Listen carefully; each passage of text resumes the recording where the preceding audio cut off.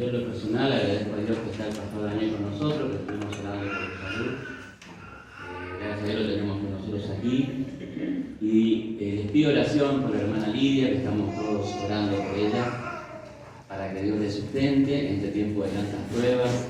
Ya el año pasado que viene ya pasando una serie de cosas con su esposo, así que lo tenemos presentes en oración. Amén. Como iglesia de Dios. He estado orando a Dios porque es un privilegio verdaderamente estar predicando la palabra y compartiendo con Él, con ustedes, todo lo que Él hace en nuestra vida. En lo personal, siempre trato de compartir aquello que Dios ha hecho en mi vida y hace, y quiero que siga haciendo. No quiero transmitirle a ustedes solamente conocimientos teológicos, de historia que uno puede estudiar, aprender, sino realmente poder compartir la experiencia gloriosa de conocer a Dios y de que usted pueda también experimentarlo de la misma manera. Amén. Le pedí a Yanni y a los hermanos de la música, también de la tarde, que pudiéramos cantar esta canción. Es un testimonio de fe que habla sobre los tiempos de desierto, a lo cual también yo le llamo los tiempos de sequía. El mensaje yo le llamé así: tiempos en el desierto, tiempos de sequía, como dice ahí, tiempos donde no hay nada para dar, donde hay cansancio, hartazgo, donde a veces no hay visión, donde se pierden las fuerzas, donde no hay frutos. Realidades que enfrentamos las personas en el transcurso de esta vida.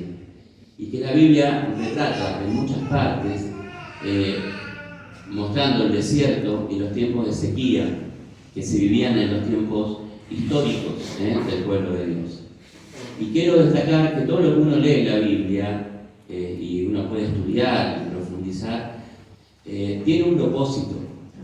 Y si bien más allá del conocimiento, y esto lo digo también porque esta mañana hemos empezado a estudiar la Biblia, la historia de Dios, que se le llama mensaje, le pido que se comprometa a venir porque le va a hacer muy bien, porque justamente busca lo que quiero decir en esta introducción, que todo lo que es la palabra de Dios procura cambiar mi vida para que se aplique a mi vida todos los días. Y esta mañana justamente comenzamos a ver la historia de Dios como una historia primaria y la historia secundaria, que es la que se aplica de esa historia a mi propia vida. Y esto que estoy mencionando está en el pasaje que también traje de Romanos, capítulo 15, 4, que yo lo he mencionado este pasaje en otros momentos como introducción, donde el apóstol Pablo dice: porque las cosas que se escribieron antes, para nuestra enseñanza se escribieron, a fin de que por la paciencia y por la consolación de las Escrituras tengamos esperanza. Todo lo que queremos estudiar, aprender, escuchar, profundizar, tiene este propósito: que yo pueda mantener viva la esperanza de una vida gloriosa, aunque me encuentre en momentos difíciles que tenga que enfrentar o que pueda en el futuro que tener que vivir. Yo estoy leyendo, y no por primera vez, un libro de Max Lucado que se llama Más que a los gigantes, algo así, Enfrente a los gigantes.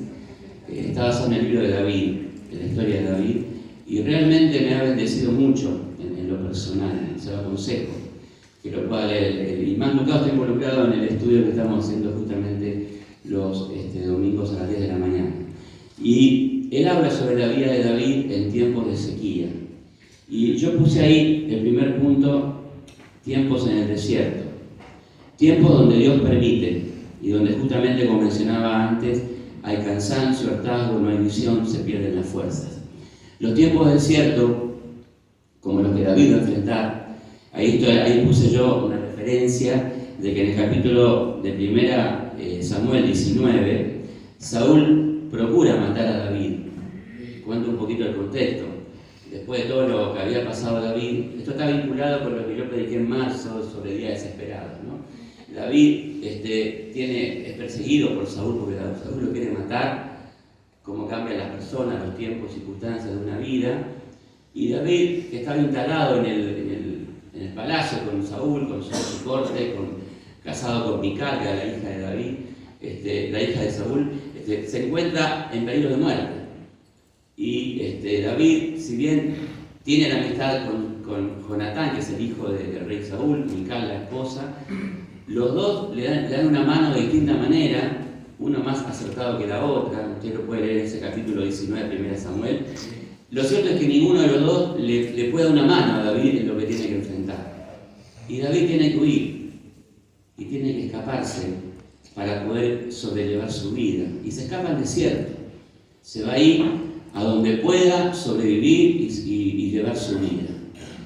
Son tiempos de desierto los que también muchas veces atravesamos nosotros, donde nos desgastamos, donde perdemos fuerzas, donde nos cansamos, donde estamos agotados, en situaciones que por ahí nos toca vivir y que de repente no las comprendemos ni las entendemos, pero son circunstancias que Dios permite y en las que se viven situaciones donde jamás a lo mejor pensamos enfrentarlas, pero que de alguna manera Dios las prepara. Y quiero leerles un pasaje cuando se va David en busca de su desierto. Dice que en el versículo 10 del capítulo 21, me fui un poquito más adelante, levantándose David aquel día, huyó de la presencia de Saúl y se fue a Aquis, rey de Gat. Y los siervos de Aquis le dijeron: ¿no es este David el rey de la tierra? ¿No es este de quien cantaban en las danzas diciendo hirió Saúl a sus miles y David a sus 10.000? Y David puso en su corazón estas palabras y tuvo gran temor de Aquis, rey de Gat. El desierto en la vida de las personas tiene estas características, yo las puse ahí un poquito. Tiene características de que abandonamos el lugar de la batalla, nos aislamos, tomamos decisiones equivocadas, simulamos para poder subsistir. Los tiempos de desierto se caracterizan por estas cuestiones, yo las menciono acá, pueden haber otras, pero son tiempos de aislamiento, donde uno no sabe qué hacer, donde uno tiene conocimiento, tiene experiencia, tiene más preguntas que respuestas, pero donde de alguna manera las fuerzas empiezan a decaer y ya no tenemos el vigor que teníamos antes para bancarnos o soportar determinadas situaciones. Y una de las situaciones que se viven es que se escapa. La gente escapa de las dificultades porque no tiene cómo soportarlas, no tiene cómo enfrentarlas. Y en el escaparse y en el huir, sufre la persona y sufre quienes le rodean. No sé si alguna vez usted sufrió las consecuencias del abandono. ¿Alguna vez lo abandonaron? ¿Alguna vez usted abandonó a alguien? Yo en la semana, y me gusta ser testigo de lo que estoy predicando, porque uno lo experimenta y lo transmite en los hechos. Yo en la semana tengo una nieta que amo, ustedes saben, y siempre la voy a mencionar, porque tiene los días de mi vida cuando viene. Y la otra vez fuimos a pasear, fuimos a tomar una merienda, y yo me tenía que ir a trabajar, y la tenía en brazos, y se la dejé a mi hija, y me llevé las lágrimas de Delfina porque no quería que yo la dejara. Y la dejé igual, mi hija me dice: papá, dejala, que así tenés que irte, porque si no... Y yo no la quería dejar porque lloraba, y me miró a los ojos y me hizo llorar prácticamente a mí. Y cuando me voy al trabajo, tenía que ver un cliente, me voy manejando, voy pensando, ¿por qué me había dolido tanto la mirada de mi nieta? Porque de última tenía que dejarla y tenía que seguir en una circunstancia. Y me acordé de lo que yo viví cuando tenía, mirá lo que son las cosas, ¿no? ¿Por qué me dolía tanto? Porque me traía el recuerdo de una situación que yo sufrí cuando tenía más o menos 8 o 9 años. ¿Viste esas cosas que vos recordás como si fueran ayer?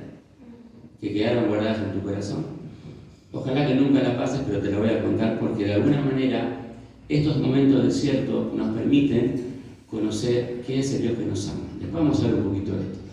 Pero me acuerdo que mi papá y mamá, yo era el mayor, se mataban a golpes los dos. Se peleaban, se insultaban, se pegaban. Yo era testigo de todo eso, tristemente. Y me acuerdo cuando tenía 8 años, claro, mi papá era mi ídolo. Un exfutbolista, yo amaba el fútbol y lo seguía para todos lados. Pero esa mañana se pelearon los dos de una manera terminante. Me acuerdo que mamá lo miró, mirá lo que me acuerdo cuando era chico todavía, lo tenía presente, y me acordé cuando pasé esto con mi nieta. Mi mamá me acuerdo que se pelea con mi papá y le rompe en su nariz la libreta de matrimonio.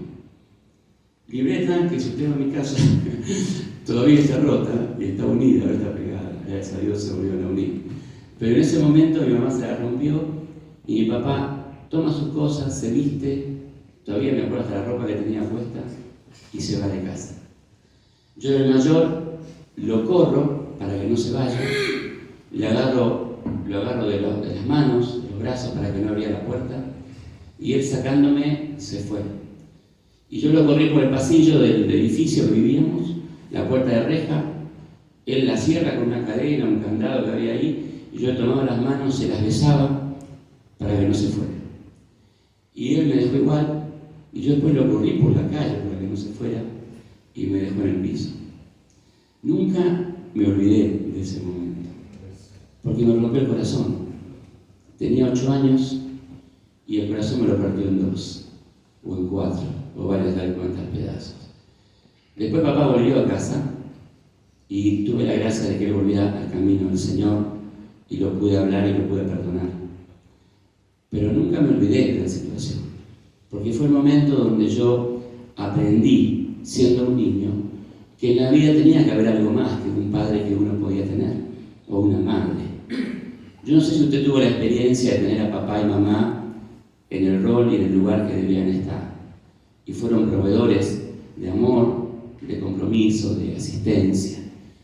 Pero cuando un padre y una madre no proveen eso a sus hijos, dejan heridas. Y yo recuerdo que papá huyó de casa, escapó de la situación, y creo que es una de las características de los desiertos. Escapamos a la adversidad, no la podemos enfrentar porque nos falta fuerza, porque nos falta pasión, nos falta la visión de cómo las cosas pueden mejorar.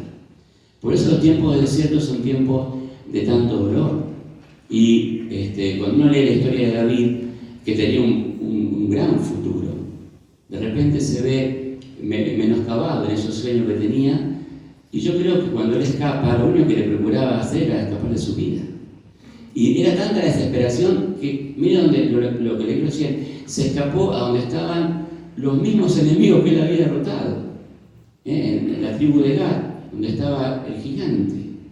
Y cuando lo ven llegar, es menospreciado por quienes estaban ahí. Y le dice, este no era el que había ganado el gigante, no es que se comía el chico crudo, no es que con una onda vio todo lo que había hecho. Mirá. Y justamente los tiempos de desierto también en nuestra vida muchas veces nos exponen de esta manera. Y en lugar de mostrarnos como personas con visión, fortalecidas, no tenemos ganas ni de levantar una Biblia, ni de levantarnos a la mañana. Así como a veces nos encontramos en la vida. No sé si estoy hablando muy lejano de lo que ha pasado a usted o lo que ha visto, pero esto es lo que pasa en la vida de las personas. Entonces, está ahí David y lo que le queda es simular. Y usted si lee la historia de David para poder sobrevivir, va a simular ser una persona desquiciada, que andaba mal en su mente, que se babeaba. Y de tal manera que el rey, en lugar de hacerle daño, quizá en venganza de lo que había hecho con Goliat, lo echa. Y le dice, sácamelo de acá porque este es un loco y no va a traer maldición. Entonces, ¿cómo puede llegar una persona que ha estado en un lugar de tanto privilegio a vivir ahí? Circunstancias que atravesamos en este mundo. A veces las provocamos nosotros y a veces, como les contaba de mi padre, las sufrimos de parte de otros. No las elegimos, las vivimos. Lo que sí sabemos es que Dios las permite, porque tiene un propósito detrás de todo esto. ¿Quién dice amén a esto? Es difícil por ahí entenderlo, pero delante de Dios hay un propósito. Por eso esta historia de David, como dice Pablo, lo leí al principio, está escrita para que al meditarla tengamos esperanza de que lo que estamos viviendo no es el fin de todas las cosas, sino que hay un propósito. Amén. Y también yo le llamé a este capítulo, a esta parte del mensaje, tiempos de sequía. Los tiempos de sequía son aquellos tiempos donde no hay frutos, donde todo nuestro esfuerzo, dedicación, no cierra o no nos cierra la vida como para sentirnos bien, como que nos falta siempre algo. Esa insatisfacción personal de que trae todo de esfuerzo, sacrificio, parece que no llegamos a nada. Y esto también forma parte, aunque no lo menciona acá, pero forma parte de lo que uno vive en el desierto. Cuando no hay resultados buenos, la gente muchas veces simula y aparenta que todo está bien. Uno quiere ir más allá, pero la respuesta es: no, estamos bien en casa, está todo bien, trabajando, estudiando, y te dejan ahí.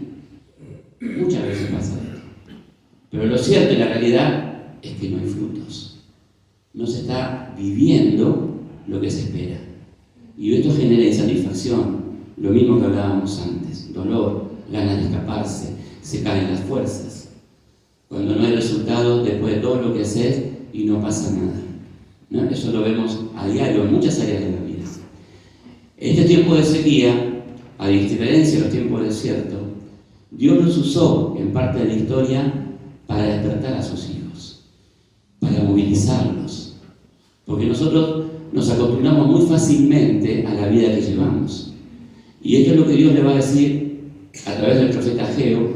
Lo tenemos ahí, Ageo 1, del 9 al 11, palabra de Dios a través del profeta Ageo, y le dice: tiempo de sequía, buscáis mucho y allá hay poco. Por cuando mi casa está desierta, yo era un poco la fui recortando, y cada uno de vosotros corre a su propia casa. Por eso se detuvo en los cielos sobre vosotros la lluvia, y la tierra detuvo sus frutos. Y dijo Dios: y llamé la sequía sobre esta tierra. Nosotros como seres humanos necesitamos muchas veces pasar la sequía para darnos cuenta de cuál es nuestra situación. Porque nos acostumbramos a vivir de la manera que mejor buscamos. Ahí en el libro de Ageo usted lo puede leer y va a estar mucho más detallado lo que yo les puedo contar, lo que Dios tenía con su pueblo. Él les decía: cada uno está en su casa, están todos bien, pero no es esto para lo que yo los llamé. Si hablamos de la gente que no conoce a Dios, bueno, vale, pase cada uno, pero a los hijos de Dios, a quienes yo amé y salvé la cruz del Calvario, no están para eso. Aunque disfrutamos de estar en casa, aunque disfrutamos la salida, los paseos que podamos tener, nada, no estoy diciendo nada en contra de esto, sino de priorizar eso, en lugar de que eso sea algo que yo disfrute de la vida, termina siendo un objetivo en mis propios acontecimientos, en mis propias decisiones. Por eso Dios le dice: cada uno está en su casa, pero mi casa está desierta. ¿Cómo es, hermano? Yo te llamé para esto, para que estés ahí cómodo donde estás, o para que seas parte de la obra que yo quiero hacer en medio nuestro. Es una decisión. Es una decisión. Ellos habían decidido hacer esto y los tiempos de sequía llegaron, y ahí se dieron cuenta de que la lluvia venía del cielo, no venía de la casa donde estaban.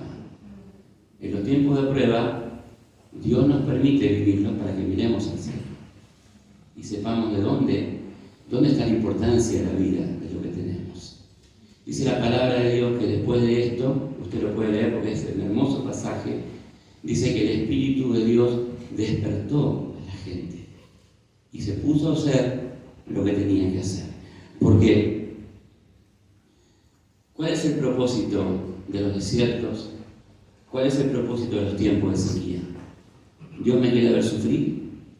¿Dios quiere ver cómo me desespero, cómo doy vueltas en la tierra? Esto que estoy diciendo parece una frase hecha, pero hay que vivirlo, ¿eh? Hay que vivirlo. Hay gente que se levanta a la mañana y no tiene que comer. Hay gente que empieza la semana y no sabe cómo va a llegar el viernes. Y no solamente hablo de lo económico. Porque las heridas más grandes de la vida son las que yo les comentaba. Las que tienen que ver con el abandono, con la soledad, con la indiferencia. Y esto uno lo ve en las familias a diario. Y no solamente afuera, también en la casa de Dios se vive. Porque uno se ha prometido en el altar un montón de cosas preciosas, pero que después no se experimentan. Y nos acostumbramos, cada uno en su casa, luchando y viendo cómo se sobrelleva la vida, simulando y no enfrentando las cosas importantes. A veces uno ve en los matrimonios como pastor y como profesional que trabaja con familia, que la gente no habla de las cosas importantes en sus casas. No se dice lo que tiene que decirse. Porque hay poco tiempo. Hay mucho tiempo de Netflix, de celulares, de la economía, de lo que pasa en el país, de lo que pasa en los hijos, los nietos. pero no se habla cara a cara de lo que los matrimonios están sufriendo.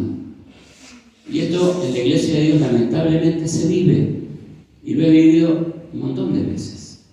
Porque si hago un recuento de matrimonios que se han casado en la misma Iglesia de Dios, no sé cuántos están subsistiendo hoy en día, o cuántos sobrellevan la vida. Por eso Dios permite los tiempos desiertos y los tiempos de sequía, con un objetivo. Yo voy a mencionar uno solo, y de ahí podemos sacar otro más, pero voy a mencionar uno solo. Está en el punto 13. El propósito de los desiertos y la sequía es que Dios vuelva a ser el centro de nuestra vida y que el Espíritu Santo tome el control de mi ser y de mis acciones. ¿Quién dice amén a esto? Los desiertos que estás pasando no son un fin en sí mismo. No es para que sigas huyendo, para que sigas escapando, para que sigas simulando, para que te lamentes que tus fuerzas no son las mismas, y mucho más que te lamentes si hablamos de los sueños, porque a lo mejor lo perdiste o lo dejaste por el camino. No tenés sueños en tu vida. Dios, todo eso te lo quiere devolver en abundancia, porque permite que pase lo que pase para que Él vuelva a ser el centro de nuestra vida. Porque en algún momento lo hemos dejado de lado, por eso estamos viviendo en desiertos, por eso nos falta visión, por eso nos cuesta soportar las críticas, las adversidades, por eso tenemos tan poca resistencia a la oposición y nos caemos fácilmente. ¿Por qué? Porque no estamos sostenidos en la vida con un Dios que quiere ocupar el primer lugar de lo que somos. Por eso permite estos desiertos. Y el rey David lo va a aprender. La Biblia escapaba del desierto y va a ir a parar al único lugar donde no tenía que simular, al único lugar donde no tenía que esconderse ni tener miedo de lo que le podían hacer. Todo eso que era, que nada que ver con David, el David joven que apareció en el desierto, él va a llegar a un lugar a ocultarse y a empezar de cero. Decisión que también podemos tomar nosotros, en lugar de seguir viviendo como si nada pasara. ¿A dónde fue a parar David? ¿A dónde fue a parar? ¿Alguno lo sabe? A la cueva de Adulá. Y solamente tomo el Salmo 57.1, que David lo escribe estando en esa cueva. Dice: ten misericordia de mí, oh Dios, ten misericordia de mí, porque en ti ha confiado mi alma. Y atento con esto, y en la sombra de tus alas me ampararé hasta que pasen los quebrantos. Los tiempos difíciles en nuestra vida van a llegar. Los busquemos o los encontremos por ahí. Lo importante es qué lugar ocupa Dios en mi vida para que yo lo pueda sobrellevar y enfrentar. David dice: en tus alas me voy a refugiar. No voy a ir a buscar el amparo de los sacerdotes, en el rey de Gat, y mucho menos volver a la casa de Saúl. Esta vez mi decisión es que yo me voy a amparar en tu refugio. Y ahí, en el centro de mi vida, va a ser el comienzo de un tiempo nuevo, de un tiempo glorioso, que lo llevó a David a ser el rey más importante de Israel, aquel que era perseguido y que no tenía esperanza, ni fuerzas, ni sueños para poder seguir adelante. ¿A dónde nos puede llevar Dios? ¿A dónde nos puede llevar Dios si tomamos la decisión de que Dios sea el centro de nuestra vida? Último pasaje de parte del Señor para todos nosotros, Isaías 58:11. Jehová, recibilo iglesia, hermano, hermana, Jehová te pastoreará siempre, y en las sequías saciará tu alma, y dará vigor a tus huesos, y serás como huerto de riego, y como manantial de aguas, cuyas aguas nunca faltan. En la semana, ya voy terminando, tuve que asistir a una familia en nuestra iglesia. Vos sabés que, ustedes saben que en esta familia todo comenzó cuando Giselle, que es esta hermana de nuestra iglesia, la conocemos con mi esposa desde joven, ella se aleja de Dios y comenzó una relación con un compañero de trabajo. Resulta que con ese compañero de trabajo queda embarazada. Y cuando el muchacho se entera que está embarazada, ¿qué es lo que hizo? Huyó, se escapó. La huida, el dolor de que te abandonen, acompaña a muchas personas, lamentablemente, y es una opción cuando no se enfrenta a las batallas. Escapó y nunca más volvió a aparecer. Nació Lucas, ella le puso solamente su apellido. Ella entabla una segunda relación con un joven llamado Lucas también. Lucas resulta ser un hombre bueno, trabajador, esforzado, y tienen 2 hijos más. Y ahí es cuando se acercan de nuevo al camino de Dios. Teníamos reuniones caseras y Gisela empieza a venir con sus hijos y orábamos por el esposo.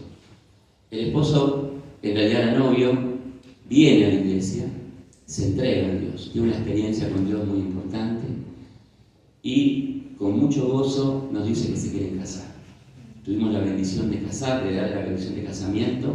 Delante de mucha gente inconversa le predicamos la palabra a mucha gente y se convirtió en un matrimonio.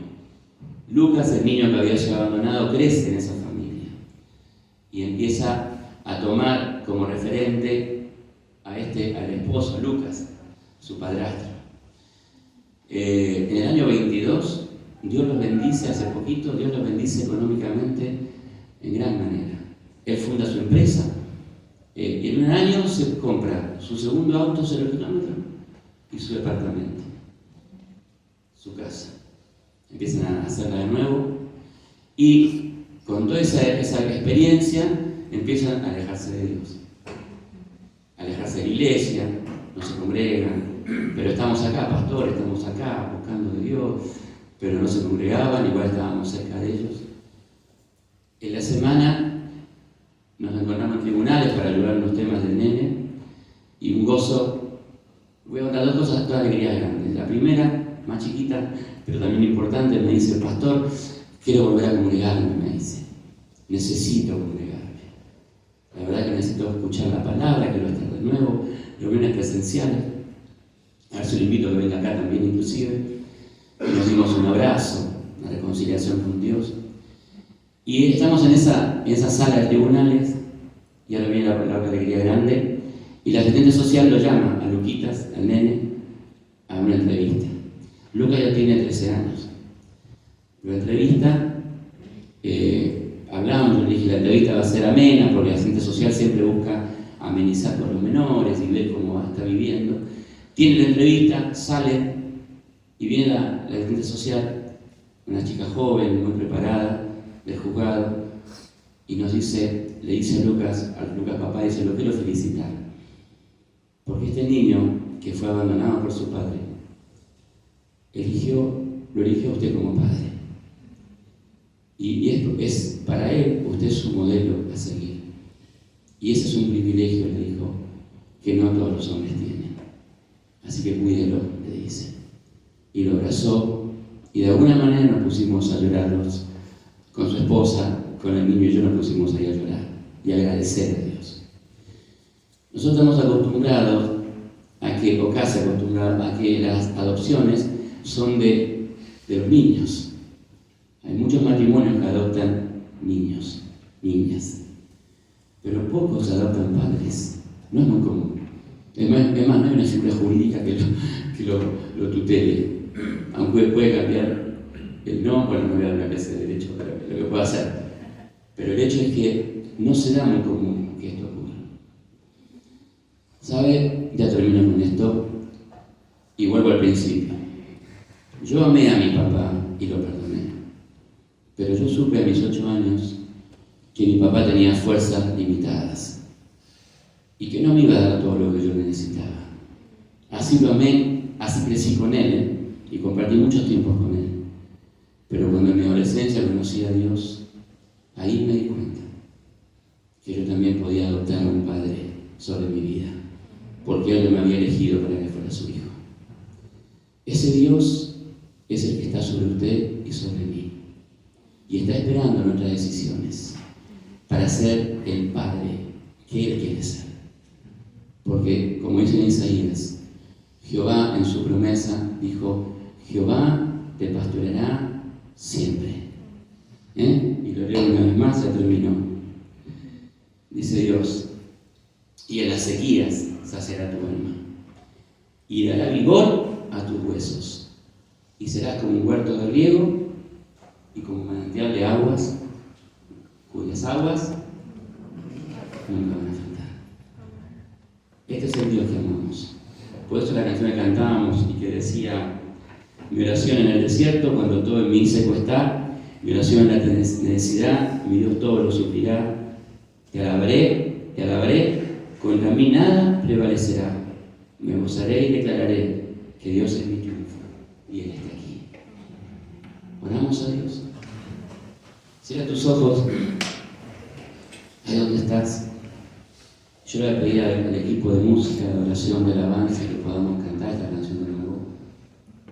Y mientras escuchamos sus acordes musicales, antes de cantarla, yo quiero hacerte una invitación. La invitación viene de parte de Dios. En primer lugar, porque Dios te está buscando. No estás aquí por casualidad. No estás aquí porque no tenías nada que hacer. Dios te trajo aquí para que escuches esta palabra, para que los tiempos de desierto y de sequías se terminen en el nombre de Jesús y puedas colocar a Dios en el centro de tu vida y prevalecer sobre la adversidad, enfrentar lo que no puedes resolver, soñar con un mañana mejor, no lamentar el pasado que se ha disipado o se ha perdido por algo que quedó atrás, y en esta mañana tiene que quedar atrás ese pasado y puedas mirar a Dios que te ama, y aunque te sientas en una cueva sin una luz que ilumine tus pasos, puedas tomar la decisión, aunque no entiendas nada, de refugiarte en los brazos de tu Dios. Jehová es tu pastor y es el mío también. Y Él sabe que en este mundo vamos a enfrentar desiertos, sequías, que provienen muchas veces de nuestras propias malas decisiones. Pero Él sabe, y porque te ama te lo dice. Mira lo que te dice el Señor: yo siempre voy a ser tu pastor. No hay una sola razón por la cual te deje de lado. Y nunca te voy a abandonar. Nunca. Nunca te voy a abandonar. Y otro pasaje dice: aunque tu padre y tu madre te pudieran dejar, yo nunca, pero nunca te voy a abandonar. Entonces mi oración es, y mi ruego: no vivas este mundo como si Él te hubiera abandonado, haciendo lo que puedas, luchando como podés, soportando hasta donde tus fuerzas te den. No, no es ese el estilo de vida que Dios le dio a sus hijos. No lo quiere para nosotros.